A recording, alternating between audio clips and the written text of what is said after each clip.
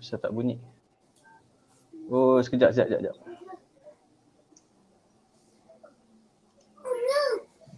salah. Ana salah.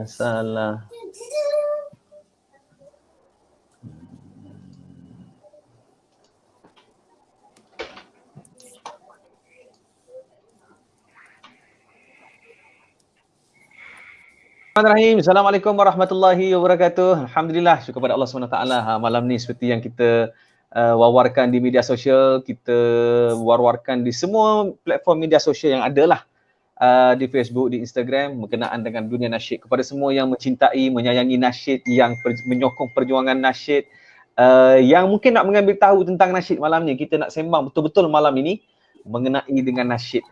Tapi sebelum tu saya nak minta tolong para penonton sekalian, sahabat-sahabat sekalian yang menonton, untuk share ramai, sebab malam ni saya nak dapat tetamu ni pun bukan kaleng-kaleng orang ini, bukan jalan-jalang, semua orang lama dalam industri, semua orang yang berpengalaman, semua orang yang ada pencapaian dalam industri nasyid. Jadi kalau boleh share dulu, pakat-pakat share di semua grup, share di mana-mana semua sekali lah.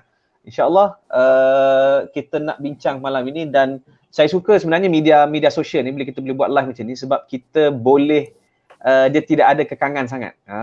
Tak ada kekangan sangat. Maknanya dari segi nak tanya apa, nak sembang apa, semua kita boleh sembang. Dan malam ni kita beruntung dan bersyukur kerana kita ada, yang pertama kita ada Presiden Malaysia, iaitu Saudara Razin. Assalamualaikum. Apa khabar Saudara Razin? Waalaikumsalam warahmatullahi. Bro Razin kita. Ni duduk Maceh ke duduk di Shah Alam? Saya di Puncak Alam, rumah. Puncak Alam. Daripada Shah naik ke Puncak. Tempat yang paling tinggi di alam. Puncak Alam. Allahu Akbar. Dan kita juga ada Abang Hazamin Tim. Assalamualaikum. Waalaikumsalam warahmatullahi wabarakatuh. Sihat Abang Min. Abang Min, saya tengok sekarang ni makin popular dengan akapela yang semakin bertebaran dalam media sosial. Macam-macam akapela. Mengisi masa lapang yang terlalu banyak. Sebenarnya dah lama nak buat benda-benda macam ni. Kita minat kan benda tu, tapi bila sibuk kan, tak ada masa langsung nak buat. Tapi bila dah kena PKP, duduk rumah, show pun tak ada, jadi masa banyak, kita pun keluarkanlah apa benda yang kita rasa nak buat lah, yang janji dia bermanfaat untuk orang ramai. Betul. Alhamdulillah. Dan kita ada Afad juga. Afad, apa khabar Afad? Baik, Alhamdulillah. Alhamdulillah. Betul lah, Alhamdulillah, saya pun sihat. Rasa stres kan tak boleh main badminton ni sejak PKP ni? Memang sebelum PKP pun tak boleh main. sebab injured. Alhamdulillah, sama macam Abang Amin lah. Maksudnya kita explore benda baru lah dalam PKP. Allah bagi ilham. So banyak benda yang kita explore lah dengan dunia digital. Betul. Alhamdulillah. Okey, saya nak minta sahabat-sahabat share. Kita pun penonton kita pun dah meningkat naik sekali, sedang naik bertambah. So share ramai-ramai supaya ramai peminat nasyid dapat manfaat, dapat perbincangan, dapat hasil perbincangan malam ni.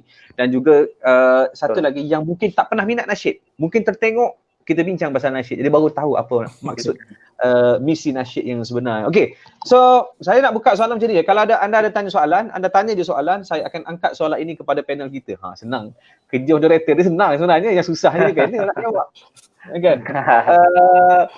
Okey. So soalannya, sebab saya bawa topik ini, relevankah nasyid PKP? PKP masih relevan lagi kan nasyid sebenarnya? Okey, siapa nak respon dulu? Silakan Razin. Selalunya orang bercerita tentang relevan tak relevan ni adalah bergantung selalunya lah dalam bergantung pada minat peminat, ataupun ada lagi tak orang yang nak pada nasyid ni. So jika itu konteksnya, maka kita boleh katakan bahawa, saya berani katakan bahawa nasyid masih relevan kerana peminatnya masih ada, penggiatnya masih ada. Dan jika kita tengok pada waktu PKP ni, konten-konten nasyid pun dapat sambutan yang cukup baik. Saya bagi contoh mudah, Setanggi Syurga daripada Intim 2020. Dalam masa yang cukup singkat, dah cecah 1 million view. Begitu juga gandingan Raihan dan Alif Sata. Begitu juga, dan banyak lagi karya-karya lain. So ini satu indikator menunjukkan bahawa nasyid masih relevan kerana ia masih ada punya pengikut dan masih punya penggiat yang terus menghasilkan karya-karya nasyid yang berkualiti. Tapi itulah sebab kalau kita bercakap terus terang lah, kita cakap secara terbuka. Maknanya nasyid relevan, mungkin contoh-contoh yang diberikan tadi hanya beberapa kumpulan yang mampu mencapai level itu kan. Tetapi kalau kita nak tengok, kalau sebut sebagai industri, benda ni besar. Tapi betul. nampaknya macam hanya 2-3 kumpulan saja yang mampu mencapai. So, sebenarnya apa yang tidak kena sebenarnya? Saya nak tambah sikit. Saya nak tambah sikit lagi point. Boleh.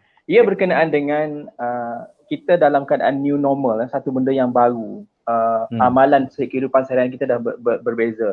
Dan keadaan ini kita kena sedar dan akui hakikat bahawa benda ni mungkin akan akan berlaku dalam tempoh lebih pada 6 bulan, antara 6 bulan hingga ke 2 tahun. Jadi dalam keadaan bahawa kita kena terlepas terima hakikat bahawa mungkin tidak akan ada show. Show maksudnya dalam skala besar. Betul. So memang semua orang akan terjejas dalam perkara ini. Dari segi artis, bukan nasyid saja, artis-artis biasa mainstream yang lain juga akan menerima kesan yang sama.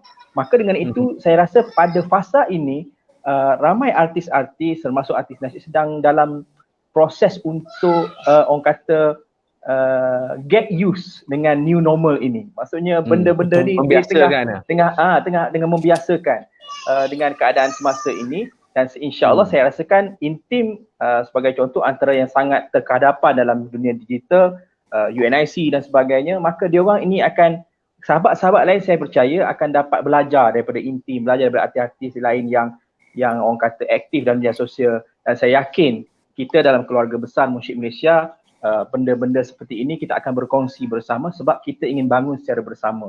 InsyaAllah kita bagi ruang dan peluang pada rakan-rakan kita yang akan mungkin akan mengikut jejak langkah yang seperti mana Intim dan sebagainya.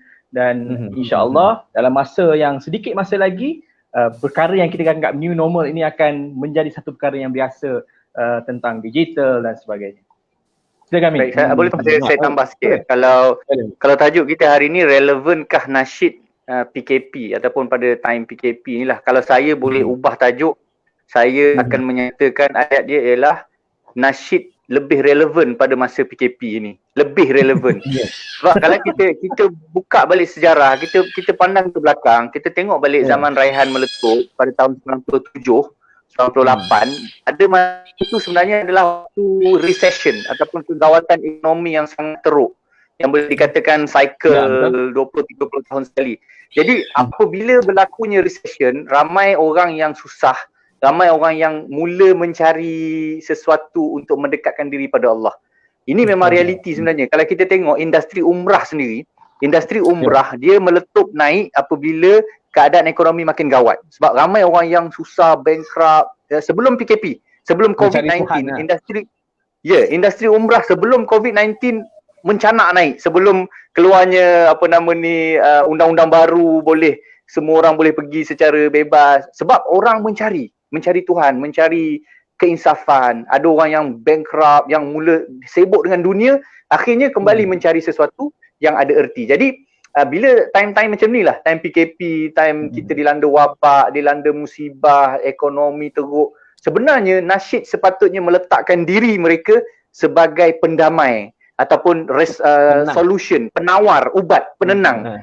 Kalau bukan penawar COVID pun, kita tak ada vaksin COVID, tetapi cukup kita jadi sebagai ubat penenang, bius, cocok sekejap. Sementara orang duduk kat rumah macam-macam stres, dikatakan keluarga pun apa dipanggil masalah keluarga meningkat kan, penderaan anak meningkat, menunjukkan berlakunya stres pada orang di rumah. Jadi nasyid sepatutnya mengeluarkan sesuatu untuk menjadi penenang waktu ni. Wallahu a'lam. Okey. Mungkin Afaq nak tambah sikit dulu sebagai mukadimah lah sebelum kita masuk dengan soalan yang makin mendalam ni. Dua orang pun dah dahsyat dah tu. Okey, actually sebenarnya sebab ini kita bawa semua AJK Munsyid ni. Kita bawa semua orang kuat Munsyid. Bahkan bukan saja Munsyid, kita ada pencapaian Intim, ada pencapaian dia kan. Masing-masing lah, kelebihan masing-masing. Silakan. Baik, saya mungkin nak tambah sikit lah. Mungkin apa yang Abang Zamin sebut, Abang Razin sebut, benda yang betul berlaku. Maksudnya manusia kita sekarang ni tengah mencari satu fitrah. Maknanya dalam satu sudut, asalnya dia mungkin satu tekanan. Kalau kita nak cerita, kalau bab penasyid ni, di awalnya dia memang satu tekanan lah. Nak pula kita freelancer, tak ada buat benda lain. Orang kata company pun company yang suam-suam kuku punya company kan. bukanlah company besar mungkin macam Intim Records kan.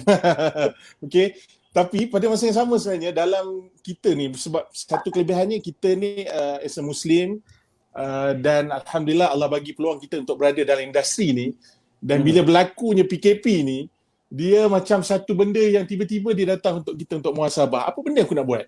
Apa aku nak buat? Maknanya kita datang untuk fikir balik tentang Islam, fikir balik tentang diri sendiri. Contoh saya ambil dulu, mungkin dalam bulan Ramadan sekarang ini, kita sibuk untuk dakwah pada orang yang hadir di majlis kita, majlis buka puasa. Tapi hari ini Allah letak kita untuk kita hadir di rumah sendiri. Untuk kita berkongsi di rumah sendiri apa yang kita pernah kongsi sebelum ni di mana-mana tempat lah, contoh di hotel, di tempat buka puasa dan sebagainya. Tapi hari ini Allah hadir untuk kita kongsi dengan family, dan pada masa yang sama waktu itulah wujudnya pula saluran-saluran digital ni yang saya rasa memberi banyak manfaat juga kepada kita, yang mana saya rujuk juga sebelum ni, pengguna social media di Malaysia ni lebih kurang 26 juta. 26 million. Bayangkan 26 juta ni orang Malaysia dalam situasi sekarang ni, kalau kita tengok semuanya kembali mencari Tuhan. Jadi bila kembali mencari Tuhan, macam Abang Amin sebut tadi, memang dia tak lari daripada mencari something. Nak pula kita ni mengalunkan zikir, mengalunkan selawat. Jadi dia mencari something yang datang dari rasa. Kalau setakat kita sebut Allah, Muhammad, dia tak ada kesan. Mungkin orang yang faham dia ada kesan lah. Yang tak faham dia Muhammad. Ibarat ni contoh lagu Aisyah isteri Rasulullah. Kan, macam-macam isu yang timbul. Tapi at least pada masa yang sama orang nak kenal Rasulullah, nak kenal juga Nabi Muhammad sallallahu alaihi wasallam. Jadi itulah antara. Baik, saya tertarik juga bila Abang sebut betul lah, maknanya fungsi sebenarnya nasyid ni sebenarnya memang betul dalam PKP ni menenangkan, mendamaikan. Cuma kalau kita tengok dari sudut, saya setuju dengan Abang Azami bila bercakap tentang PKP, hanya satu momen saja berkaitan dengan kita nak bincang ni. Tetapi sebenarnya bila kita bincang tentang relevan ini, dia kira zaman. Maknanya zaman yang akan kita lalui kan. Maknanya nasyid sudah beberapa puluh tahun. So ini ada satu soalan yang menarik saya mungkin daripada Huzaimi Zaini. Apakah cara untuk kekal relevan? Sebab sekarang ni mungkin pada saat ini, momen ini kita relevan. Tetapi selepas ini bila semua dah kembali normal, jadi macam mana untuk kita terus kekal relevan? Siapa nak komen? Ini kita open je. Siapa-siapa nak respon. Untuk kekal relevan, saya cuba jawab soalan ni. Untuk kekal relevan sebenarnya kita perlu bukanlah kita kata follow the trend, memang kena follow the trend lah in terms of technology, in terms of benda yang khalayak suka. Even sebenarnya dalam konteks dakwah pun kita tengok dalam tengok dalam sejarah penyebaran Islam di Nusantara, bagaimana kita balik pada bagaimana Wali Songo menggunakan kaedah muzik dan sebagainya. Dan kita tengok tu muzik saja, kita kalau kita tengok dari dalam sudut yang lain bahawa mereka menggunakan kaedah yang disukai oleh masyarakat ketika itu. Maksudnya kaedah, method itu digunakan begitu. Jadi nasyid untuk kekal relevan dalam keadaan zaman macam mana pun, kita perlu berevolusi dan evolusi nasyid ni telah terjadi sejak dulu sampai sekarang. Kita boleh tengok, kita dah terlibat dalam mungkin 10 tahun, 20 tahun, mungkin lebih daripada itu. Kita boleh tengok bagaimana nasyid berevolusi daripada contoh yang boleh mudah, daripada kalau kita tengok dari penggunaan instrumen muzik, daripada kosong, akapela, terus kepada percussion, sehinggalah full muzik macam sekarang. Dan itu akan berlakulah dari sudut itu satu perkara, dan mungkin selepas ini kita akan katakan bahawa nasyid akan perlu memperkukuhkan keberadaannya dalam digital platform.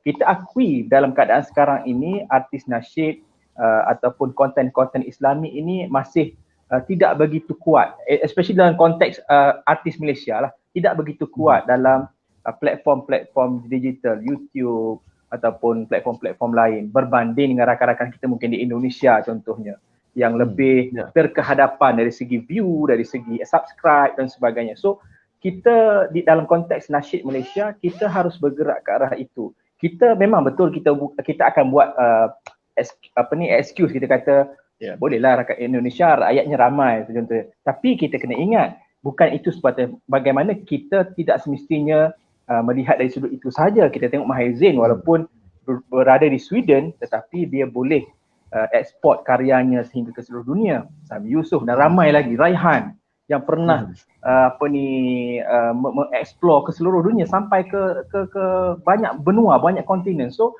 perkara yang sama harus kita fikirkan, strategikan berdasarkan peredaran semasa. Apakah yang kaedah ataupun pendekatan yang menjadikan kita untuk dapat diterima oleh masyarakat terbanyak. Kalau saya boleh tambah sikit daripada Razin tadi, memang betul lah, satunya penggunaan teknologi. Kita tak boleh ketinggalan daripada segi penggunaan teknologi lah. Dan yang saya nak sentuh ialah dari segi image ataupun kriteria, ciri-ciri nasyid tu sendirilah. Saya suka ambil contoh, kita perlu berubah tetapi dalam acuan kita juga. Mengikut trend semasa tetapi ada image ataupun ada jati diri yang kita kena pegang kat situ. Saya ambil contoh kalau kita tengok baju Melayu kan, baju Melayu sekarang musim raya nanti orang akan baju Melayu kan. Baju Melayu daripada zaman dulu nenek moyang kita sampai zaman sekarang kita tetap panggil dia baju Melayu. Tapi orang akan cuba dari segi fashion designer, dia akan cuba ubah mengikut trend. Ada yang buat slim fit, body fit, ada yang buang poket, ada yang tukar jadi zip, ada yang macam-macam cara orang buat perubahan. Baju Melayu kita kena baju Melayu. Tapi ada juga bila orang tukar baju Melayu sampai kena kecam pun ada. Kan macam melampau sangat, contohnya perubahan tu sampai hilang langsung ciri-ciri baju Melayu. Jadi bayangkan nasyid tu adalah baju Melayu. Selagi mana nasyid tu digelar nasyid, walau macam mana pun kita ubah dia, letak rock ke letak apa, tapi masih orang nampak dia, oh ni nasyid. Itu adalah jati diri kita lah, saya rasa. Itu untuk kekal relevan sebagai nasyid lah. Saya rasa asas perbincangan kita juga sebenarnya kena jelas tentang apa itu nasyid kot sebenarnya. Maknanya itu, bila kita sebut tentang ciri-ciri, bila kita sebut tentang maknanya ciri itu tetap ada, cuma trend yang berubah. Maknanya penyesuaian tu nak mengekalkan identiti asal kan. Jadi tapi saya rasa inilah antara isu yang kita masih lagi saya rasa belum selesai. Iaitu sebenarnya kalau sebut nasyid, apa itu nasyid sebenarnya? Saya rasa di luar sana pun kalau sebut nasyid pun masih lagi keliru. Adakah mereka penasyid menyanyi lagu rock akan still kekal penasyid, ataupun orang penyanyi rock menyanyi lagu nasyid akan disebut sebagai penasyid, ataupun definisi yang sebenar? Saya rasa ini pun antara dia sebenarnya bila kita sentuh isu identiti ni, dia agak sensitif juga kadang-kadang. Sebab saya bukan menentang perubahan, saya suka pada perubahan lah. Even Intim pun ada lagu-lagu macam dia pun bentuk dia macam rock kan. Tapi bagi saya, macam mana pun penasyid tu, dia tetap ada root dia sebagai nasyid. Sekali-sekala once in a while, dia boleh cuba rock, dia boleh cuba rap, dia boleh buat segala jenis genre muzik yang ada, tetapi lagu dia akan back tu. Ya, lagu style apa dia panggil trap kan, trap music. Tapi dia tetap kena ada jati diri dia yang nasyid tu. Sebab, ada sebab dia kenapa saya cakap macam tu. Kerana bila kita tengok pada masa saya waktu Intim jual CD dulu, waktu kami menjual CD, kita dapat lihat beberapa percubaan untuk beberapa artis nasyid yang cuba nak tackle dunia moden dengan lagu-lagu konsep moden, tetapi CD-nya tak terjual langsung. Boleh dikatakan mungkin 1000 unit, 2000. Sebab isu dia ialah apabila kita nak tackle group A, kita ada group A dan group B. Bila kita nak tackle group A, kita nak tackle group B, tetapi ciri-ciri kita tak jelas. Adakah kita group A atau group B? Akhirnya tak ada orang yang ambil kita punya kuih tu lah, atau baju Melayu kita lah. Contoh kan. Kita nak jual nasi, dia macam keliru identiti macam tu. Lelaki ke perempuan tapi duduk tengah-tengah jadi pondan lah. Lebih kurang macam tu lah. Itu pendapat saya. Tapi macam saya katakan tadi, saya tak menentang perubahan. Kalau kita nak buat rock, kita buat betul-betul rock. Maksudnya biar muzik tu, ciri-ciri tu, orang rock pun tengok macam wow, power kot nasyid ni buat rock. Tapi macam Badan 133 lah. In a while. Yes, once in a while itu adalah eksperimentasi kita. Bukan kita merubah nasyid tu menjadi benda lain. Nasyid is there, nasyid is nasyid. Tapi dalam masa yang sama kita ada buat benda rock, kita ada buat rap, kita ada buat hip hop. Tapi nasyid adalah tetap nasyid. Jadi dia akan kekal relevan, insya-Allah. Okey. Saya ada satu soalan yang menarik juga, saya mungkin siapa-siapa boleh respon lah kot. Saya rasa kalau kita macam inilah. Yang antara contoh, dia kata saya minat nasyid sejak sekolah menengah. Tapi nasyid sekarang macam dah pudar identiti, mungkin boleh komen. Cuma saya nak tambah lagi soalan dia sebab ada juga yang komen dia kata nasyid sekarang dah tak ada roh. Kan? Mungkin perubahan tu dia kata dia terus bandingkan dengan lagu-lagu The Zik, lagu-lagu Nada Murni. Yang mana dulu dia kata bila dengar ada rasa perasaan roh kan, rasa semangat nak buat ibadah lebih dia. Tapi dengan lagu sekarang mungkin dah hanya sekadar mendengar, easy listening, sekadar itu. Mungkin komen. Okey, Boleh saya komen sikit? apa? Okey, dia berbalik kepada penghasilan sesebuah produk lah. Mungkin zaman awal tahun 90-an, 80-an, dia punya orang kata identiti, attitude ketika itu memang sungguh-sungguh untuk menghasilkan produk dan dijadikan bahan dakwah. Sungguh-sungguh. Jadi mungkin ketika ini penghasilan sesuatu produk tu dia punya masa agak singkat. Dia tak ada proses yang mungkin zaman ketika itu yang mana startnya dengan solat sunat, startnya dengan pemikiran, duduk, musyawarah, bincang, macam mana nak letakkan perasaan. Sekarang ni rasanya proses penghasilan sebuah produk ataupun satu lagu kadang-kadang dia lebih kepada target market untuk jualan. Target market untuk viewers banyak orang tengok. Target market untuk, yes betul, sebab zaman sekarang zaman digital, maksudnya kita nak kejar income dari sudut platform-platform yang ada.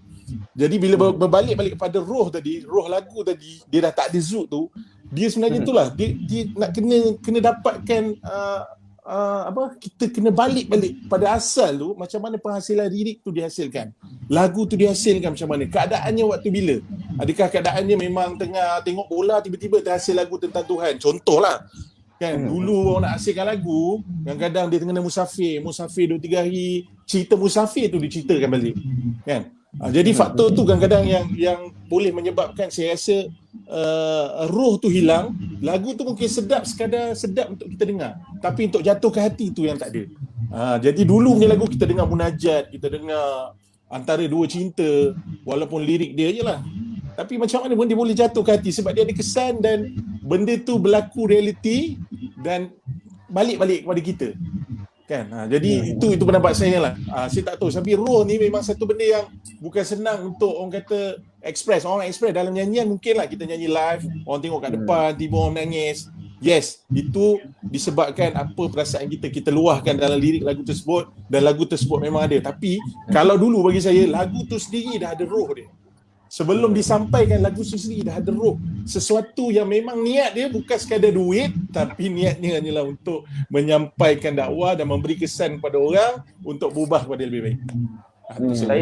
Saya nak tambah apa yang Afad sebut tadi.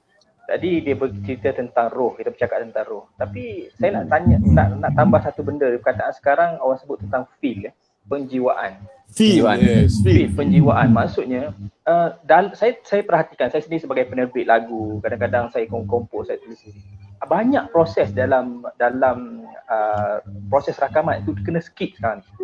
Saya bagi contoh mudah. Kalau tadi Afad cerita berkenaan dengan ada solat sunat, memang betul ini berlaku zaman Adam Mumi sebagai ada solat sebelum solat sunat, solat hajat sebelum masuk rakaman. Ini kita tak cerita dulu apa ni benda tu. Kita cerita tentang setakat mana, kita tanya rakan-rakan penasyid kita, setakat mana sebelum rakaman dibuat ada satu briefing, artis-artis itu memahami lirik tu. Apa kau nak nyanyi sebenarnya ni? Kita ni tak pasal apa.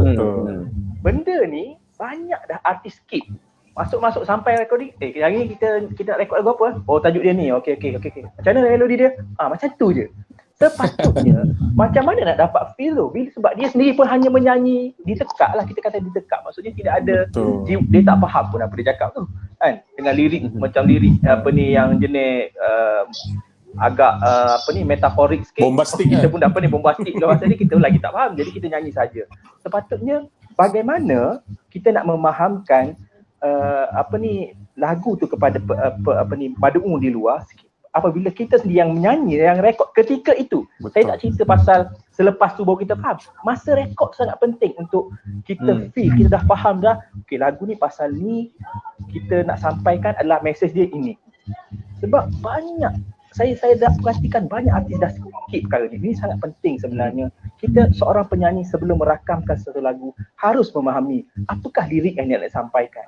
Sebab yelah, benda ni mungkin ambil masa dan orang rasa macam alah buang masa lah, tak apa, janji sedap je. No, sedap sebenarnya, betul sedap memang dekat lagunya, dekat melodi, dekat kita skill nyanyian. Tetapi rasa itu, kita nak menghantar rasa kepada pendengar, jiwa kepada pendengar, kita sendiri yang menyanyi, perlu ada jiwa, perlu ada rasa, barulah kita mampu hantar rasa dan jiwa kepada pendengar.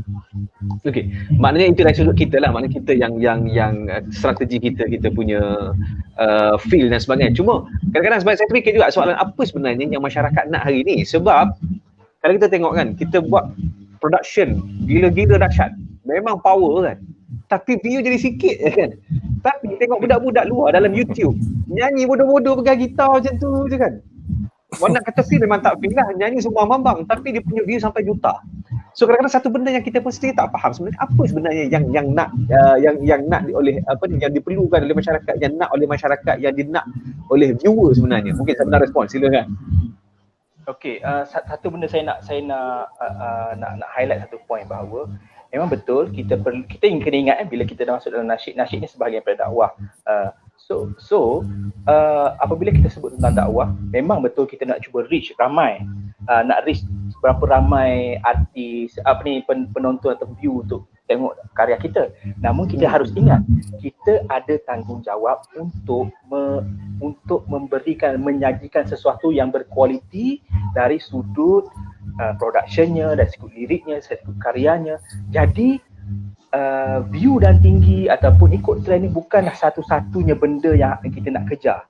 Sebab kadang-kadang kita tak nak kita kejar perkara-perkara itu sampai kita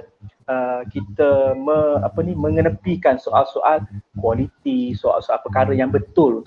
Kita bukan nak bagi makan orang benda yang dia nak makan sahaja. No. Kita nak bagi benda yang sihat sebagai contohnya. Katakanlah satu hari orang ni nak makan racun, kita tak boleh nak buat racun untuk bagi pada mereka.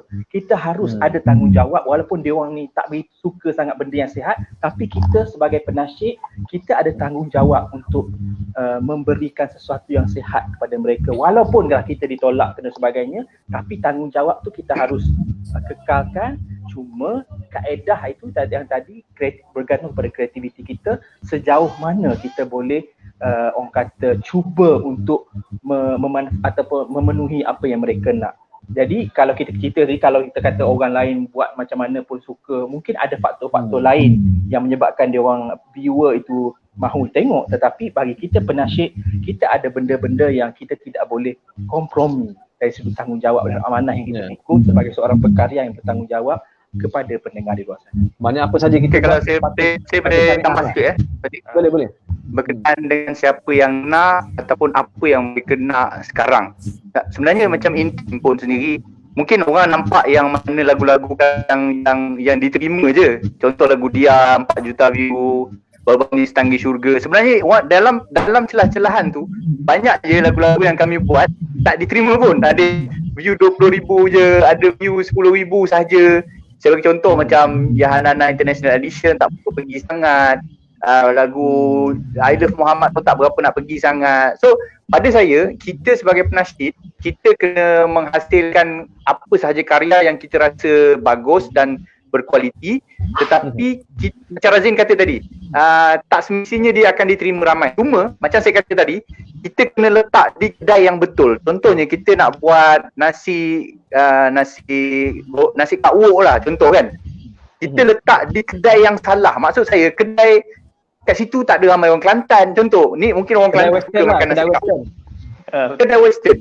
So pada saya, bila kita menghasilkan satu karya untuk penashid-penashid sekarang lah kadang-kadang kita tengok best, lagu sedap, kualiti bagus, tapi kedai yang diletak tu salah kedai. Maksudnya orang yang nak membeli tak ramai sangat.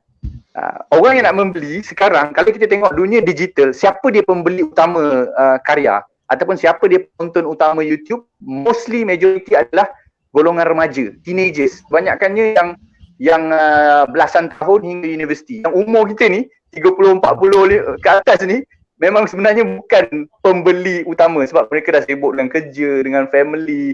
Tengok YouTube tapi mungkin sekali tengok saja kan. Dan mereka masih tak faham lagi, kadang-kadang mereka share full video dekat Facebook sendiri sebab dia orang tak faham dunia digital lagi seperti mana remaja-remaja. Jadi that's why kita nak hasilkan satu karya yang walaupun karya tu macam old school, tapi kita kena kaitkan dengan teenagers yang pengguna utama tadi tu, yang YouTube, yang TikTok ni, yang Instagram, orang-orang ni macam mana kita nak tackle dia?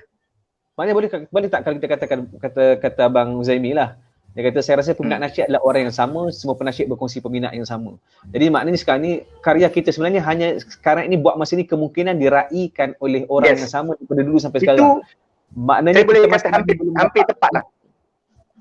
Kita belum keluar daripada kedai. Mungkin kita ada satu okey lah, kita jual makanan Kelantan lah. Kita hanya bertumpu di kedai restoran makanan Kelantan tu saja. Semua orang nak letak nasi kat situ, semua orang nak letak ayam percik kat situ. Akhirnya customer kita yang ada contohnya 100 orang tu, dia hanya beli 1-2 barang saja yang dia nak di kedai yang sama. Jadi kita perlu buka kedai di kedai lain. Contohnya di kedai Asad Motah, di kedai Kai Bahar.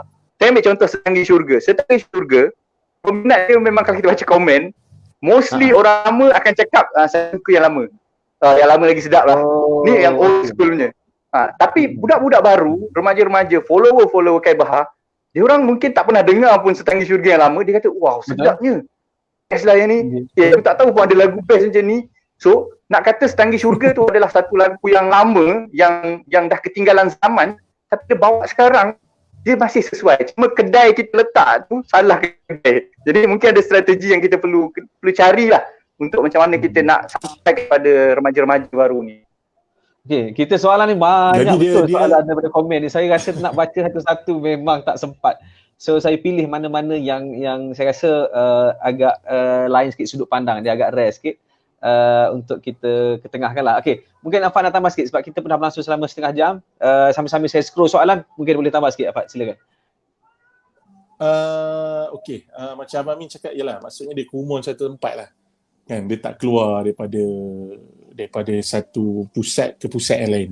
Kan, dulu kalau kita tengok ada satu kumpulan Mawaddah Mawaddah ni dia satu kumpulan yang diberi nama, ada Mawaddah International, Mawaddah. Jadi dia satu nama tapi cabang dia sangat banyak. Mawaddah ni kalau dia show kat KL, dia boleh sampai 10 grup dia pergi.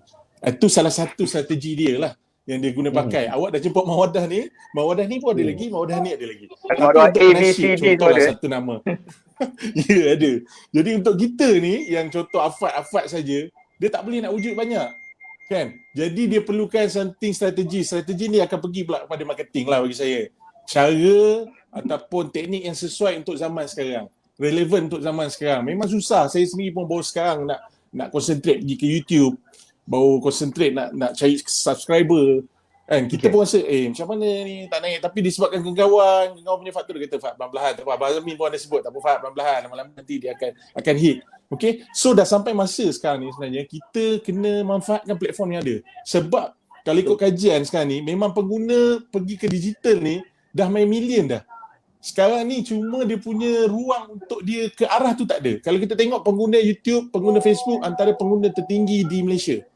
Pengguna yang paling tinggi di Malaysia. Jadi kalau kita sendiri boleh gerakkan something sesuatu. Contoh hari ni kita lihat Fazli berani untuk tampil program santai dia. Saya rasa tak ada masalah untuk penasyid pun tampil dengan program dia sendiri, berani. Saya tengok pun dah ada yang berani dah. Kumpulan nasyid yang yalah mungkin tak berapa kenal tapi berani untuk tampil, jemput sekian untuk menyatakan keberadaan mereka dalam platform tersebut. Maksudnya dalam Instagram, dalam IG.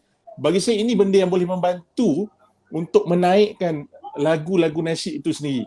Bukan sekadar contohlah macam Abang Amin sebut tadi, lagu Setanggi Syurga. Dia tak ramai dengar. Orang kata kalau budak-budak baru ni, apa lagu apa ni kan? Memang lagu baru lah ni, bukan lagu lama.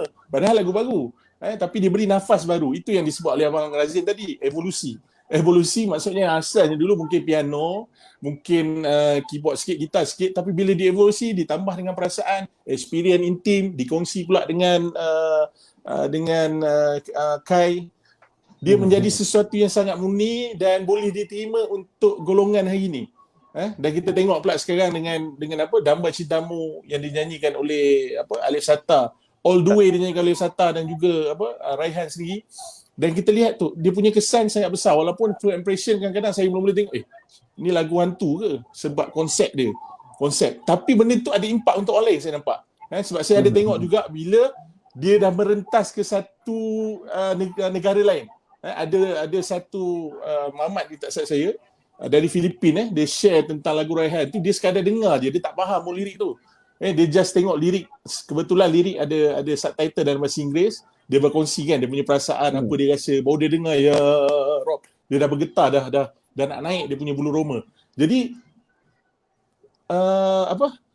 bila dia dah melangkah something pergi ke evolusi, dia manfaatkan pula ruang yang ada. Alif Sata ada ruang-ruang yang sangat baik di platform-platform digital ni. Saya rasa dakwah tu memang tak akan putus, dia akan sangat besar. Dan dalam tempoh PKP ni sebenarnya, kalau dimanfaatkan sepenuhnya, viewer kita yang 15 orang, 20 orang, 30 orang tengok Facebook live pun akan naik sampai beratus ribu insya-Allah. InsyaAllah, amin. Saya sebenarnya tengah kontak Bazli, tak tahu dia baca mesej ke tak. Sebab saya rasa kalau dia ada, saya masuk. Maknanya mungkin dia boleh bagi pandangan sekali Bazli Messi. Boleh. Cuma saya sekarang saya terfikir satu perkara jugalah. Saya sebab yalah, saya sendiri pun pernah berada dalam industri dan sekarang pun masih memerhati dan juga yalah, sekadar suap-suap buku juga suka-suka juga menyumbang kan. Cuma saya nampak satu perkara yang kita tengok hari ni yang saya tak tahu mungkin sahabat-sahabat setuju atau tidak, mungkin penonton setuju atau tidak. Cuma saya rasa sekarang ni kebanyakan lagu kita, lagu nasyid yang meletup semua lagu lama. Melainkan satu lagu baru yang intim lah, yang lebih mencecah juta kan. Lagu Dia kan. Dia. Maknanya saya rasa mungkin cabaran kita sekarang ni adalah macam mana kita nak hasilkan lagu baru, karya baru sesuai untuk zaman sekarang ni. Dan sekarang ni maknanya betul lah kita kata, maksudnya perbincangan kita masih berkisar tentang peminat yang sama, peminat yang lama tambah sikit-sikit peminat yang baru. Kan? Sebab tu view dia bertambah kan. Saya tengok Damar Cintamu semua lagu lama, lagu apa Sesungguhnya lagu lama, UNIC Ainul Mardiah lagu lama. So mungkin kita like dari segi formula sekarang ni, macam mana kita nak ni. Adakah peminat nasyid sekarang sebenarnya tidak cukup support kita sebenarnya? Mungkin ataupun mungkin kelemahan kita media sosial kita. Peminat nasyid kita yang lama ni dia support kita, tapi cara dia kadang-kadang tak berapa kena, tak berapa betul.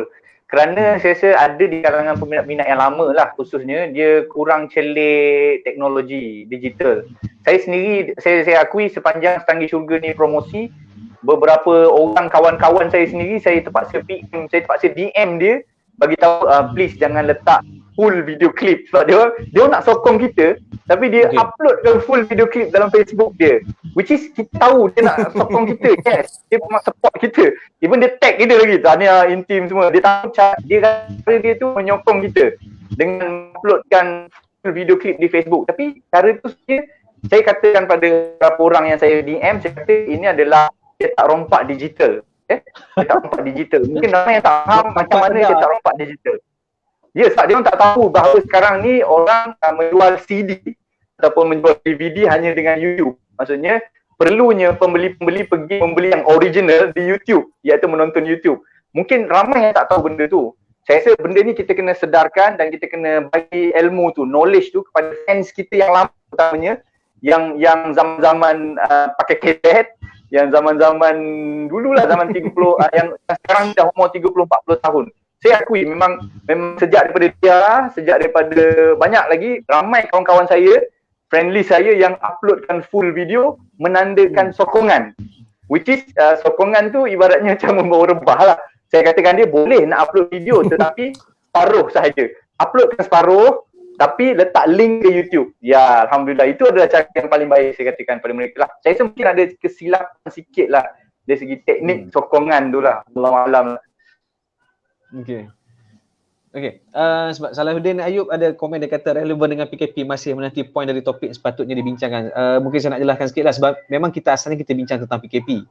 Cuma PKP ni sebenarnya satu momen yang memberikan kita satu insight, satu celik akal untuk kita melihat bahawa nasyid ni bukan sekadar PKP tetapi sebelum, semasa dan selepas PKP bagaimana hala tuju kita kan.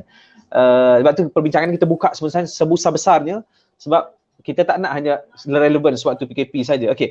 Cuma sekarang ni ada satu soalan yang saya rasa sangat menarik juga daripada nanti saya keluarkan daripada Hidayat Syafi'i. Hidayat Syafi'i ni sahabat saya, dia berada di Mekah sekarang ni, bekerja di sana. Dia kata kita kemungkinan sebenarnya perlu mengambil step ahead untuk melakukan kajian scientific research berkenaan dengan nasyid, dengan sains sosial, psikologi, performing art, entertainment, business, etc. lah. Agar bukan saja kekal relevan, malah akan menjadi rujukan kepada dunia nasyid Islam. Wallahualam. Sebab dia kata kita pun sememangnya memang menjadi rujukan antarabangsa, satu bangsa dulu. Kan? Tujuh? Mungkin komen, maknanya kita sebenarnya tidak ada satu kepakaran. Mungkin kita hanya berdasarkan pengalaman, tapi tidak ada satu scientific research yang berstruktur, yang konkret untuk menyokong segala strategi kita. Mungkin ya, benda saya amat suka tentang apa yang cadangan ini, dan itulah yang saya impikan. Bukan saja dalam bidang muzik nasyid, banyak dalam konteks akademik di Malaysia ni kita sangat kurang dokumentasi. Dokumentasi kita, budaya documentation ni sangat kurang. Maksudnya kajian, pembuktian ataupun research dibuat dalam konteks atau dalam bidang-bidang yang kita pakar. Sebab itulah banyak benda yang kita bagus tapi sebenarnya tak ada didokumentasikan. Kita ambil contoh mudah, benda-benda contoh kuih dan resipi. Berapa banyak kuih-kuih dan resipi Melayu tradisional tu didokumentasikan dan dibuat secara proper. Begitu juga nasyid. Memang yang kalau kita tahu secara yang kita tengok kajian yang sangat yang mungkin empirical dan yang kita tahu sekarang yang dibuat oleh Fitri lah, salah seorangnya Dr. Fitri Haris, sebab kebetulan dia pun academician. Ada lagi, saya rasa banyak lagi kajian-kajian, cuma kajian-kajian itu juga tidak didedahkan ataupun dimanfaatkan pada umum. Dan ini yang tidak sampai pada kita, dan even dalam konteks munsyid Malaysia sekalipun kita dalam keadaan yang terbatas dari segi resources dan sebagainya, memang kita cuba mencari benda yang paling mudah untuk kita nak tahu adalah sebagai, mungkin ada jawapan, saya pun tak baca lagi thesis PhD Fitri. Sebagai contoh, berapa sebenarnya value industri nasyid Malaysia kita ni? Itu satu nilai benda yang tidak kita dapat finalkan. Sebenarnya berapa value? Sebab value, contohnya value 2019, value tahun 2000, berapa value? Value ni maksudnya sumber-sumber pendapatan yang dijana dalam industri nasyid. Kita tidak dapat satu kajian yang sesimpel itu pun kita tak dapat figurnya. So sebenarnya saya amat menggalakkan, Bai pun dah ada tu, menggalakkan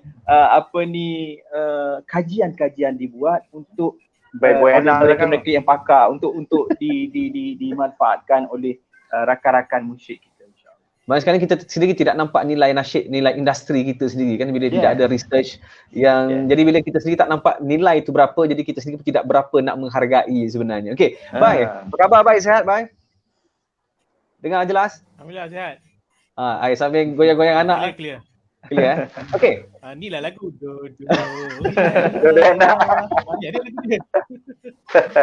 Okey Bai, mungkin nak respon sikit sebab kita dah bincang ni lebih kurang dalam 45 minit, sebab kamu mungkin ada mengikuti jugalah. So bagaimana untuk kekal relevan? Yudnasi sendiri mungkin strategi dah pelbagai digunakan untuk kekal relevan. Tak faham sekarang ni dunia industri kan berubah-ubah. Kalau kita kata hari ni lali. Kalau kita kata hari ni dulu musim lagu ala-ala rap. Lagu Rakib kan? Lepas tu dah tak musim pula. Sekarang lagu K-Click. Lepas tu musim PKP. Jadi kita tak tahulah apa benda. Kalau kita nak follow pun memang kita susah nak follow lah industri ni. So macam Razin kata, macam kawan-kawan lain yang mungkin dah berempah pulas mencari idea baru kan. Katanya dah sampai satu masa, ini saya quote kata-kata lah daripada AG Koko. Okey. AG Koko kan. Dia kata dia kira dah lama lah, dan dia juga orang yang start daripada zero, daripada nyanyi dekat basking, nyanyi dekat tepi longkang macam tu, gambar-gambar lama dia kan, sampai ke dia star. Jadi bila saya tanya pada dia macam mana Hujan nak survive dalam keadaan sekarang ni, zaman orang kata radio ni budak-budak baru nak up lah. Budak-budak baru nak up, keluar apa saja mesti TikTok punya, featuring dengan dia orang, insyaAllah TikTok Tania Intim. Alhamdulillah. Okey, itu respon daripada Bai. Dia kata apa? Kita ni buat je apa benda. Buat je, jalan je. InsyaAllah ada, bukan sekarang. Mungkin akan datang. Okey. Maknanya sekarang ni usahalah kena kekal berkarya, sebab mungkin strategi ada waktu jadi. Kamu juga Datuk Ramli Sarip pun pernah bagi tahu nasihat yang sama sewaktu dalam zikir-zikir Kan kita pernah ajak tetamu Dato' Ramli Sarip pun dia kata juga lagu bukan kerana nama tu 10 tahun selepas tu barulah orang tahu. Ya. Begitu juga Yahanana. Yahanana kan kalau Intim tahu itu kan album keempat Habib Syekh baru Yahanana tu pun kita pegang lama tu. Pegang lama sebelum rilis kat Malaysia tu. Oh okey, Yahanana. Lama kita pegang, tak rilis pun. Macam itulah pandangan saya, macam tu je lah. Okey. Baik, kita tengok lagi soalan-soalan lain. Saya minta diri dulu. Okey, tak apa. Terima kasih respon, Bye. Okay. Thanks, bye. Terima kasih. Baik. Good semua. Okey, itu dia daripada Bye daripada Bazli. Okey, ada satu soalan juga ni. Dia kata menarik juga untuk saya baca. Kebanyakan YouTuber sebelum viewers meningkat di YouTube, mereka mula memancing viewers dengan meletakkan full video mereka di Facebook dan sosmed lain sebagai bahan tarikan sebelum orang lain subscribe dan kenal lah. Kalau kita beranggapan orang akan terus ke YouTube dan tengok channel kita, mungkin boleh, tapi kadar peratus orang untuk menyokong video seterusnya akan berkurangan dan susah bertambah. Jadi memberi dahulu sebelum ini keluar tambah secara tidak sedar. Ini antara respon Saya setuju apa yang dia kata, sebab dalam dunia marketing yang paling utama tu giving, memberi maksudnya kita berikan full video, tapi bukan pada semua projek dan semua single lah. Macam dia kata tadi pun, untuk beginner, untuk permulaan mencari crowd kan. Tapi bila sesuatu single yang baru kita letak terus full di dalam Facebook, dia tengok pada objektif kita lah. Target kita apa sebenarnya? Adakah kita nak di YouTube ataupun kita nak di Facebook? Ada masalah di Facebook pun boleh juga. Tapi di Facebook dia tidak akan menjana kewangan, which is kita seperti yang kita tahu, next kita nak buat single seterusnya, kita kena ada modal yang seterusnya. Kalau kita memang ada funder ataupun memang kita ada dana sendiri untuk membuat single-single yang seterusnya, tak ada masalah. Kita boleh letak saja di Facebook full song. Even Intim sendiri pun ada yang acoustic version, yang kita buat beberapa version, kita akan letak full song di Facebook lah. Kita kena memilih lah dari sudut tu, dan peminat pun sendiri kena faham. Oh, kenapa dia letak separuh? Ya, kita kat YouTube je. So, bila bedamnya peminat dan penyokong, dia kena faham benda tu lah. Dari segi apa yang dia nak sampaikan tu, adakah dia nak buat di YouTube ataupun di Facebook. Itu antara benda. Sekarang ada IGTV pula kan? Ada IGTV pula.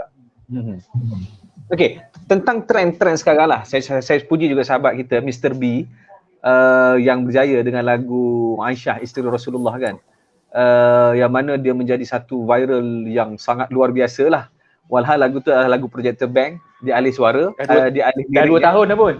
Dah 2 tahun dah. Tiba-tiba meletup kan. Jadi maknanya sekarang ni adakah eksperimen-eksperimen sebegini sebenarnya harus juga dilakukan oleh ramai munsyid-munsyid? Maknanya sekarang ni kita tidak hanya fokus terhad kepada kita punya lagu sendiri, kita punya sendiri. Mungkin juga membawakan melodi-melodi lain dari sudut cover version untuk membina nama, atau bagaimana?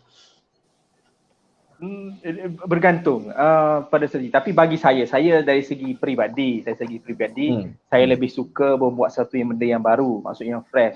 Saya bukanlah orang yang penggemar kepada benda-benda yang kita tukar lirik pada lirik dakwah katanya untuk untuk ni. Sebab saya kira ia akan mendorong kita untuk terus melakukan begitu dan tidak berfikir untuk mencipta satu perkara yang baru. Itu pandangan saya. Tetapi kita kalau tengok dalam konteks Mr. B, beliau dah berjaya buat macam-macam lagu versi dakwah dia dengan melodi yang lagu yang asal yang berbeza maksudnya liriknya, dan mendapat sambutan yang baik. Dan itu adalah salah satu orang kata trend yang mungkin boleh dimanfaatkan juga bagi mereka yang mungkin bersetuju dan sebagainya. Dan kita tidaklah kata tak boleh, itu adalah strategi masing-masing. Boleh kita boleh explore macam-macam angle, macam-macam cara. Yang paling penting bagi saya adalah matlamat kita itu, mesej itu sampai. Dan kalau kita dari sudut business, popularity kita nak bina, mungkin itu boleh digunakan sebagai salah satu kaedah untuk membina populariti sebelum lagu-lagu yang sebenar hasilnya kita yang baru dihasilkan dan diterbitkan atas nama artis yang sama. Tak ada masalah.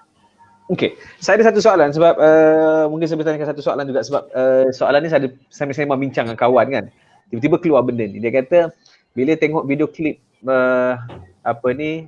video klip artis biasa, dia kena banyak kecaman. Ada yang puji kecam kan. Jadi banyak perbincangan kat situ.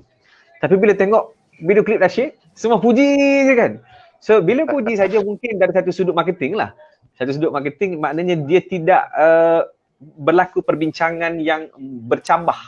Maknanya benda tidak dibincang.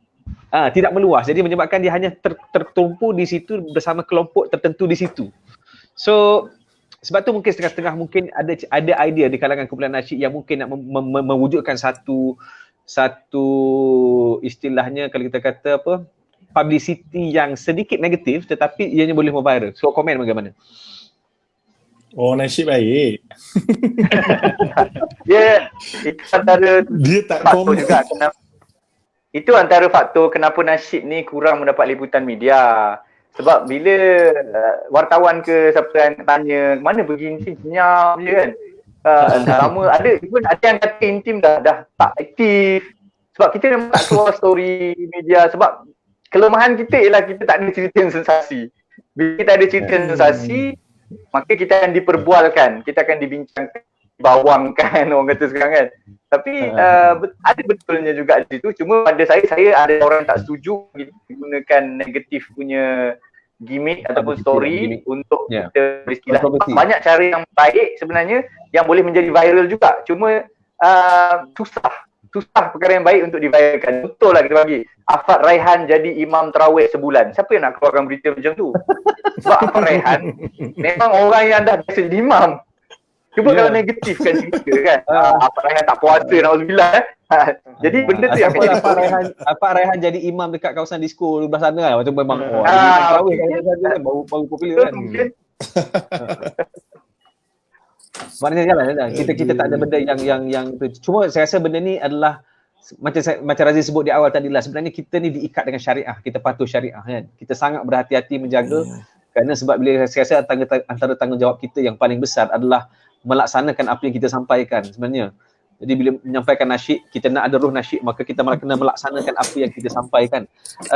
Cuma saya ada satu juga soalan yang menarik daripada Sekejap Fazil, saya boleh. nak menyelit sikit. Boleh. Saya rasa dia satu bab lagi sebenarnya. Penasyid tu sendiri pun kadang-kadang dia payah juga untuk dikritik.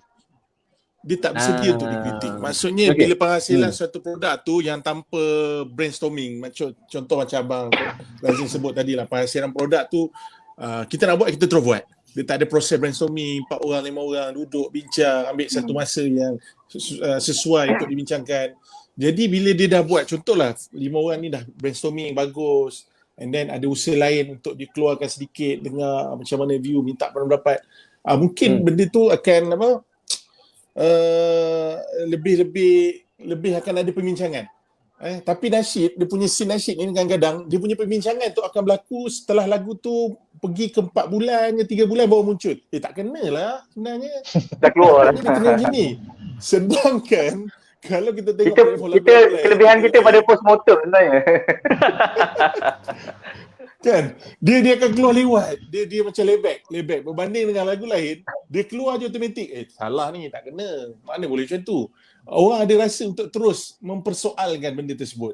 Jadi benda-benda ni kadang-kadang menyebabkan, mungkin lah bagi saya lah, penasib-penasib baru ke yang bila nak keluar kan, dia tak bersedia untuk dikritik. Tak bersedia untuk dikritik dan dia mengharapkan jelah output, input daripada senior untuk bantu mereka kan. Sedangkan benda kritik ni lah sebenarnya yang boleh melonjakkan kita untuk lebih baik kan. Dalam situasi sekarang ni semua orang merasa semua orang boleh proses tu. Saya banyak kali bila especially artis-artis junior kita lah, adik-adik bila dia tanya, dia banyak soalan pasal artis junior di sini. Dia dah datang ni, benda yang dah siap, dah complete, dah master dah. Bila dah master, kita tak boleh ubah dah master kan. Tak boleh ubah dah final dah siap kan. So kita selalunya saya akan tanya, kau nak dengar yang benda yang kau nak dengar ke kau nak aku jujur? Selalunya kan, so saya akan tanya macam tu. So sebab sebab benda dah siap, sepatutnya minta pendapat. Saya nak cerita ni, mungkin ada ramai adik-adik sana yang menonton dalam malam ni.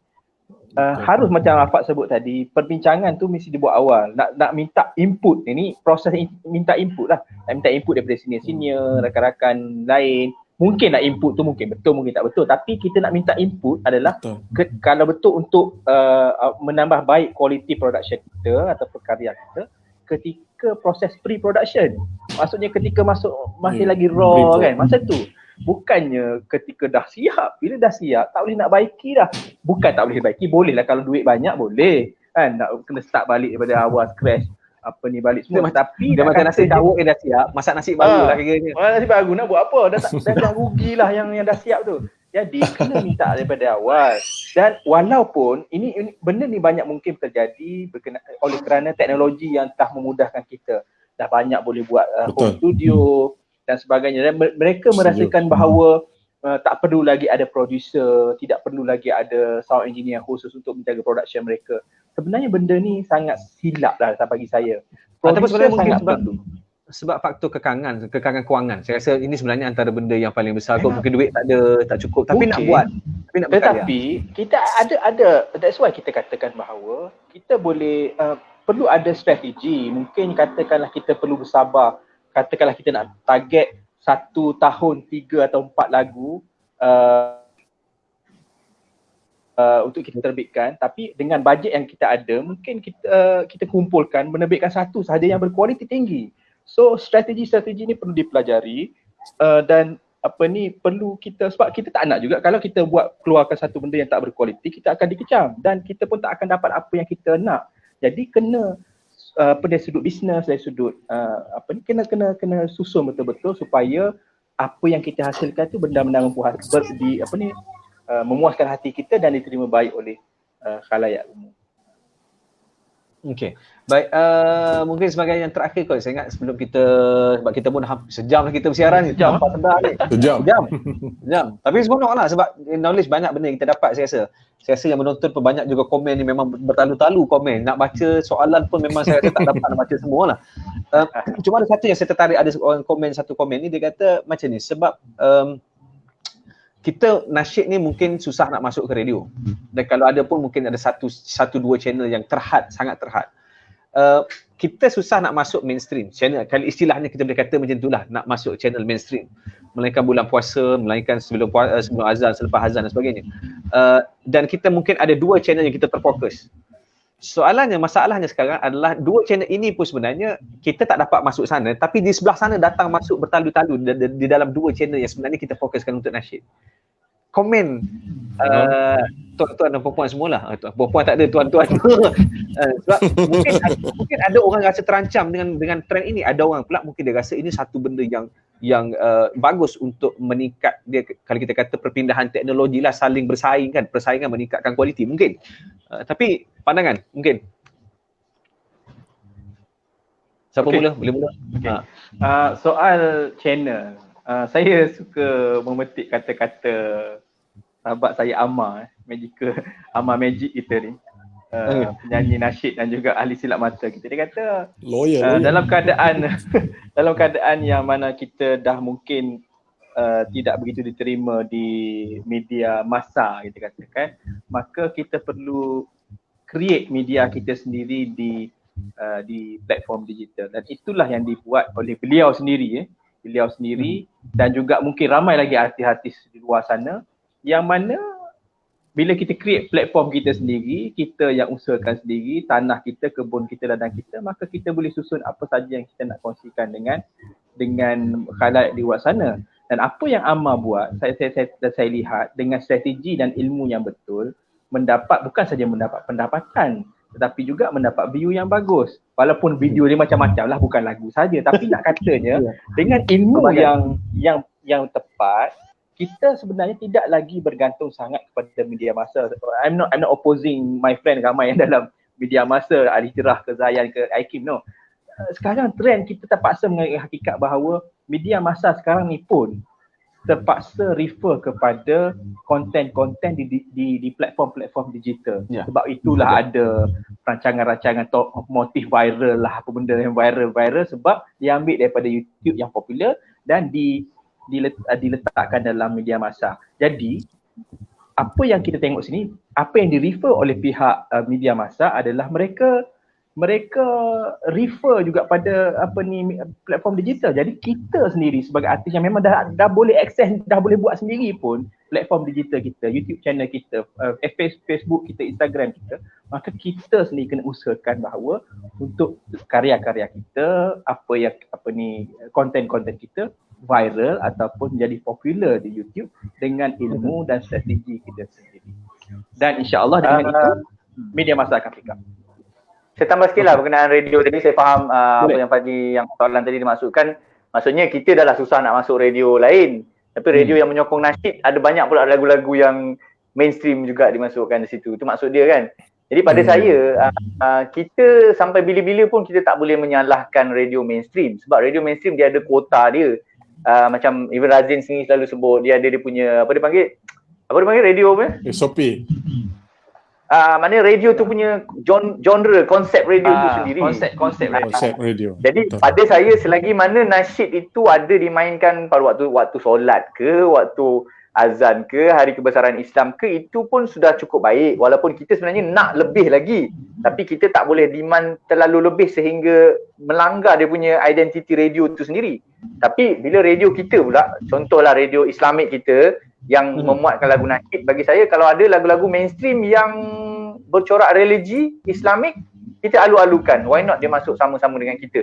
Janganlah radio kita pasang lagu yang tak ada kena-mena dengan religi Islamik punya song. Itu dah lari daripada konsep radio Islamik pula. Jadi saya rasa benda tu adalah, takkan semua benda kita nak pulun habis kan. Tapi dari satu sudut lain sebenarnya ada kelebihan juga, sebab macam mana-mana pun, contoh kita ambil show lah. Show, kalau kita ada carnival kan, carnival besar, hari Jumaat mereka akan panggil nasyid. Malam Jumaat dia orang akan panggil nasyid. Jadi pada saya, macam mana pun orang tak boleh lari dengan nasyid. Nasyid tetap akan relevan. Selagi agama Islam tu ada, selagi orang menghormati Islam, akan tetap ada nasyid pada hari-hari kebesaran Islam ke, di sekolah-sekolah agama ke, kita tak kisah. Bukanlah makna kita tak nak diletakkan di mana-mana, tapi selagi kita diletakkan di tempatnya, insya-Allah kita alu-alukan. Bahasa mudah aja, kuota tu memang dah ada dah nasyid. Kan? Ya, betul. Kuota fix sudah ada, cuma kita nak besarkan lagi kuota tu. Betul. Okey. Mungkin sebagai terakhir lah kan, saya ingat soalan yang saya nak tunjukkan terakhir. Sebenarnya ada komen juga ni, dia kata daripada Nizam Syamil ni, banyak dia tulis ni, dia kata antara dia sebutlah dia punya banyaklah cerita konten mesej sahih, ceritanya boleh guna yang itu. Sebab dia kata banyak antara lagu-lagu yang kontennya tak sahih, banyak Israiliyat. Maknanya seolah-olah macam ramai penasyid tidak buat research tentang lirik terlebih dahulu sebelum menjadikan sebagai karya yang mungkin boleh respon sikit lah sebelum saya berikan ruang untuk kesimpulan lah. Siapa nak respon? Okey, dia soal Israiliyat ataupun tidak ni, bagi saya sumber yang kita ceritakan itu betul. Maksudnya kita akan menilai sama ada cerita tu betul atau tidak. Kalau simbol tu Israiliyat sekalipun, kalau mesej yang disampaikan itu satu benda yang baik, kita boleh ambil dari sudut mesej itu saja. Cuma sebagai contoh Mestika, ini kes Mestika, satu lagu yang kita pun baru perasan selepas beberapa tahun, lagu Siratun Nabi contohnya. Baru kita sedar bahawa tentang riwayat tentang Rasulullah menyebut umati itu sebenarnya dibuat oleh perawi Syiah sebagai contoh. Maka kita dah buat dah. Jadi saya sendiri pun dan ramai ustaz-ustaz pun ulang cerita tu. Dan alhamdulillah sekarang ni dah baru kita tahu tentang perkara tu. Memang saya akui bahawa banyak benda-benda yang mungkin kita sendiri pun, kalau ustaz-ustaz pun sendiri ada maksudnya berkhilaf tentang perkara, of course penasyid sendiri pun kita pun rujuk daripada ustaz-ustaz kita juga.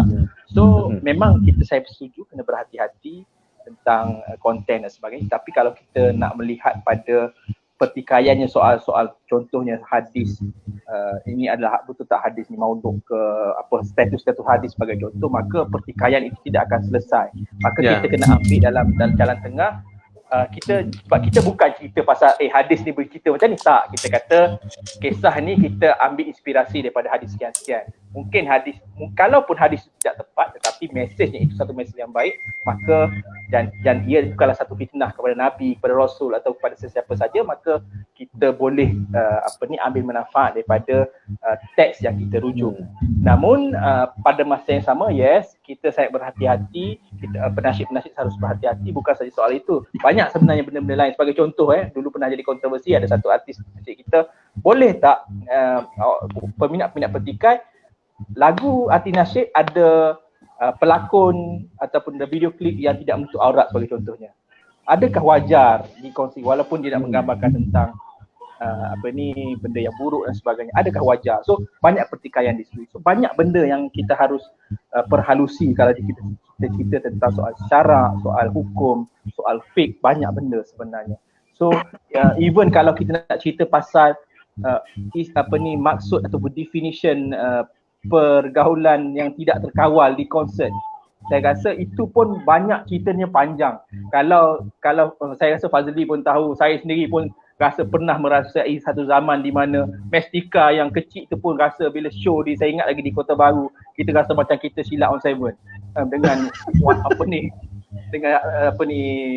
relanya dengan peminat yang sangat beramai.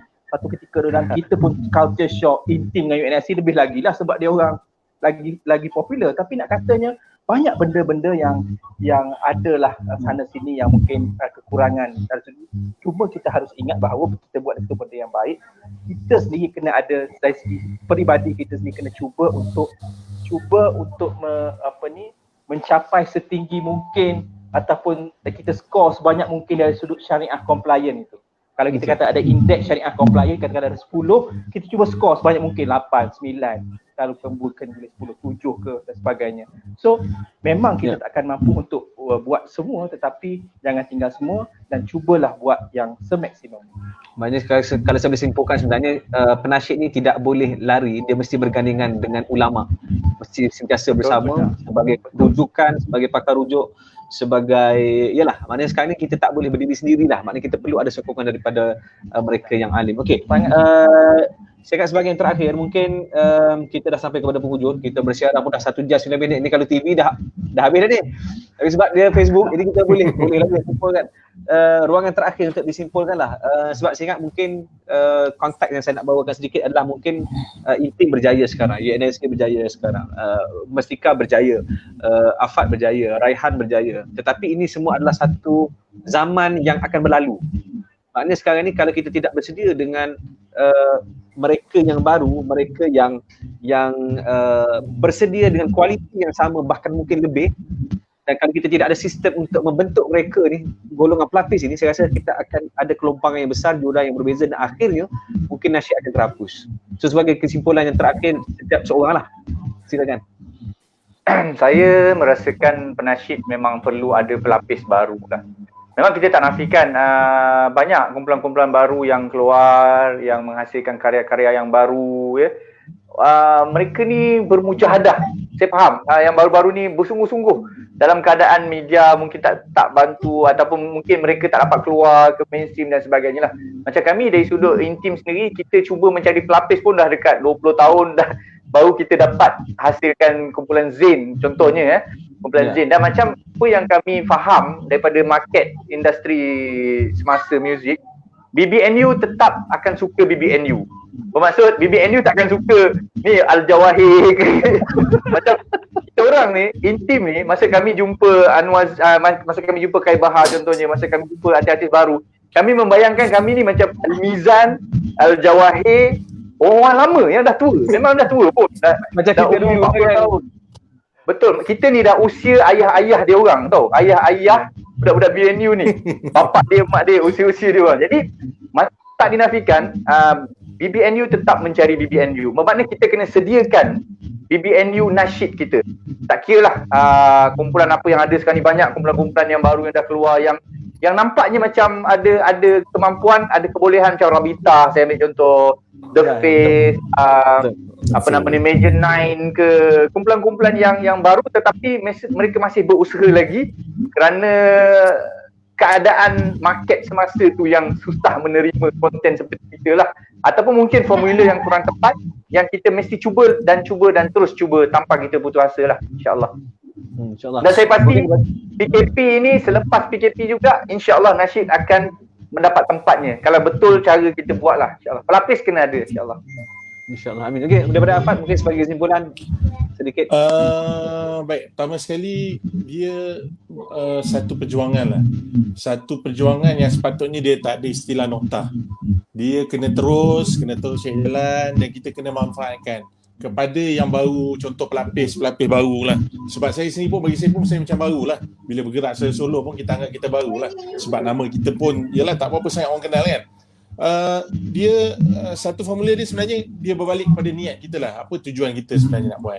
Okey, kalau kita terlalu kejar sangat, contohlah kita memang untuk zaman sekarang ni kita merasakan mainstream, kita merasakan radio dan sebagainya, satu benda yang sangat perlu dalam proses kita untuk lebih ke depan orang kenal. Kita jangan lupa juga sebenarnya tujuan kita untuk apa. Jadi kalaulah kita tak mampu untuk pergi ke platform tadi yang dirasakan memang agak sukar untuk kita masuk, kita manfaat saja platform yang ada dengan crowd yang ada. Contohlah setiap orang ada Facebook yang ada 5,000 friend, kawan-kawan. Why not hari-hari kita perlahan-lahan build up dengan 5,000 yang ada ni dalam Facebook dan Instagram. Saya yakin anda boleh membina satu nama, anda boleh create satu produk yang sangat berkualiti. Dari 5,000 tu nanti akan spread kepada lebih besar dan lebih besar. Jadi kena yakin dia berbalik kepada niat tadi untuk apa? Adakah untuk sekadar cari duit? Dan saya rasa kepada penasyid yang ada di luar sana, confirm saya yakin anda buat pasti kerana Allah, niat kerana Allah nak menyampaikan dakwah dan sampai dakwah sebaik mungkin lah. Sebaik mungkin. Sebab saya ini benda kecil yang kita buat ni. Kalau nak cerita Nabi Muhammad, kena buat lagi dahsyat lah. Maksudnya Nabi Muhammad difitnah, di pelbagai-bagai lah. Kalau cerita tentang Nabi Muhammad di Taif, diuji dengan dibaling batu dan pelbagai. Jadi kita ni bawa ujian sikit, kita dah rasa macam tak best lah Rashid, payah nak buat lagu pop lah, senang orang suka.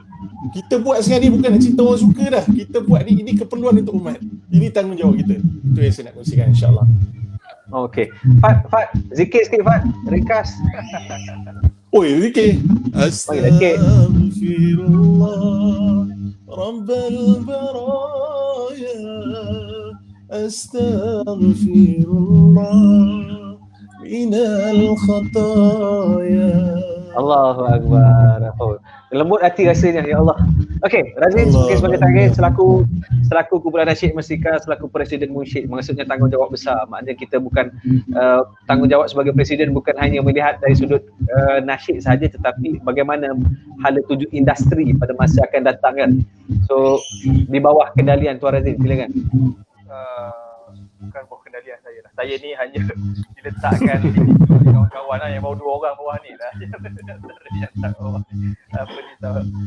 Tapi Munsyid Malaysia hari ni alhamdulillah kita ada satu tim yang cukup kuat, yang sangat bekerjasama, dan rakan-rakan kita di luar sana. Munsyid Malaysia ni satu keluarga yang besar, ibarat satu keluarga yang masing-masing sokong menyokong. Dan dari dalam sudut industri saya sebenarnya agak lega bila Azami pun highlight tadi. Bila kita sebut pasal industri, kita bukan bercakap Mestika, UNIC, Raihan, Nur Hijaz, tim semua ni kekal 5 tahun ke depan pun masih kita orang maksudnya. So bila ada Majenan, ada Zain, ada ni, maksudnya industri itu hidup. Dan saya sebut dalam satu interview yang saya ingat masa ada pula nasyid sikit pada tahun lepas, bila kata apabila artis-artis baru ni muncul layak ke separuh akhir, layak ke akhir, itu satu indikator yang cukup bagus bahawa kita tidak tertanamkan bakat dan industri nasyid Malaysia ini sebenarnya hidup. Maksudnya ada bakat-bakat baru yang itu perkara pertama. Perkara kedua, saya ingin highlightkan juga adalah kita beberapa nasyid kita ni, perkara penting yang perlu kita tekankan atau kita pegang adalah keyword dia adalah istiqamah. Istiqamah dalam sudut sebenarnya perkataan istiqamah ni lah yang membezakan. Kalau orang tanya apa beza antara nasyid dengan lagu ketuhanan sebagai contoh, saya letakkan definisinya pada 3 ataupun beberapa kriteria. Pertama, nasyid itu lagunya of course lagunya genrenya pelbagai. Nasyid bukan genre. Kalau kata nasyid genre adalah satu perkara yang salah. Ya, Nasyid betul. adalah genre muzik, nasyid adalah seni nyanyian dalam Islam. So Betul. dia berbagai genre. Yang pertama, kedua, liriknya mesti bagus. Maksudnya ada syariah compliant di situ, menepati syariah, nasihat dan sebagainya. Itu perkara. Yang ini pun dua benda ni lagu ketuhanan ada. Ketiga berkenaan adalah ia disampaikan dalam suasana yang juga syariah compliant. Suasana yang terkawal, yang tidak bercampur dan sebagainya. Jadi tiga perkara. Dan keempat adalah berkenaan dengan artis nasyid itu sendiri. Dia ada perkataan istiqomah. Istiqomah dari sudut pertama, sudut dia menyanyikan, menawarkan karya-karya yang ciri-ciri tadilah 1 hingga 3 tadi. Dia istiqomah dengan tiga benda tadi. Dia tidak tiba-tiba esok lepas bulan puasa nyanyi macam lain pula lagunya begini. Dia istiqomah dari sudut itu. Kedua, istiqomah juga dari sudut akhlak dan kepribadian. Yang ini saya tak katalah artis nasyid ni perfect, tidak. Tetapi secara zahirnya kita boleh katakan bahawa artis nasyid kebanyakannya adalah kita kata menepati kepribadian sebagaimana yang Islam inginkan. Dua benda ni lah yang mungkin membezakan daripada certain genre ataupun nyanyian apa beza. Sebab kalau kita tengok di Indonesia sebagai contoh, bulan Ramadan ni adalah bulan yang sangat Meriah. masyarakat meriah dengan lagu-lagu ketuhanan. Bukanlah kita kata lagu ketuhanan yang diorang bawa tu tidak baik, banyak lagu ketuhanan yang diorang bawa tu lebih baik pun daripada lagu nasyid, cuma elemen istiqomah tu tidak ada. Sebab kita kata nak bezakan apa, mungkin dia pas bulan puasa dia nyanyi macam biasa, tapi kita sebagai nasyid tidak ada satu jati diri, satu tanggungjawab untuk kita istiqomah dalam apa yang kita buat. Sama ada orang terima ke, orang tak terima ke, kita kena terus berada di jalan ini. Kita kena harus kekal dengan identiti kita, dengan karya kita yang begini, yang menepati apa yang Allah suruh, yang Nabi suruh. Dan kita kena ingat juga, kalau kita katakan bahawa dulu pun Rasulullah Sallallahu Nabi sebelum Pak Rasul sebelum itu, kita kena ingat dia orang berdakwah beribu tahun pun kadang-kadang dia tidak popular dari sudutnya, sebab mungkin umatnya mungkin berapa ratus saja, mungkin 20 lebih dah kucing sebagainya. So bukanlah walaupun kita katakan kalau Rasulullah ataupun Nabi dan Rasul ketika itu mengukur dari sudut populariti, maka kita kata tak popular lah kan. Tetapi oleh kerana dia istiqamah dengan kepercayaan dan keimanannya, maka apa yang ditawarkan itu akhirnya ketika Rasulullah SAW datang, maka akhirnya diterima dengan betul. Dan itulah yang kita harus buat, kita contohi sebagai munsyid, sebagai penasyid. Dan kita doakan, saya doakan rakan-rakan munsyid terus diberi kekuatan untuk menghasilkan karya-karya istiqamah, menghasilkan karya-karya dan ianya membawa manfaat bukan sahaja diri kita sendiri yang menyanyi, tapi juga pada mereka yang mendengar. Itu harapan saya. Amin, insyaAllah. Lepas ini lahir lagi untuk menyambung perjuangan. Wallahualam. Alhamdulillah, terima kasih banyak saudara Razim, terima kasih banyak Abang Azamin, terima kasih banyak Afad atas perkongsian yang sebenarnya kita sembang sedar tak sedar sejam 20 minit 41 saat. Masya-Allah. No, Ni belum mengetih lagi ni, kena mamak Kalau mengetih lagi lama ni. Mungkin satu masa lagi ada jam, rezeki, saya ingat saya nak cari satu topik lagi untuk saya fokus lebih mendalam. Kita nak gali lebih deep lah. Mungkin kita boleh bincang secara tuntas mengenai strategi, khusus perbincangan tentang strategi kan. Sekarang kita mungkin sekejap kita pergi strategi, sekejap kita pergi pasal generasi seterusnya dan macam-macam lagi lah. Tapi apa pun terima kasih banyak. Terima kasih kepada semua yang nonton, yang share, yang komen, banyak sebenarnya, alhamdulillah. So ini tanda sokongan anda kepada industri nasyid, dan saya mengharapkan agar semua yang menyokong nasyid yang menyokong industri nasyid ini untuk terus sokong dengan sokongan yang betul. Maknanya jangan buat cetak rompak, jangan buat benda yang menjejaskan, sebab segala kos karya-karya ni ada kosnya yang perlu ditanggung, dan kadang-kadang disebabkan kita tidak menyumbang kembali kepada artis yang menghasilkan karya, akhirnya dananya kehabisan dan akhirnya tidak ada lagi karya-karya baru dihasilkan. So kita doakan insyaAllah, kita sokong, kita beli, kita support, kita tengok tanpa skip iklan di YouTube sebagai tanda sokongan. Terima kasih banyak.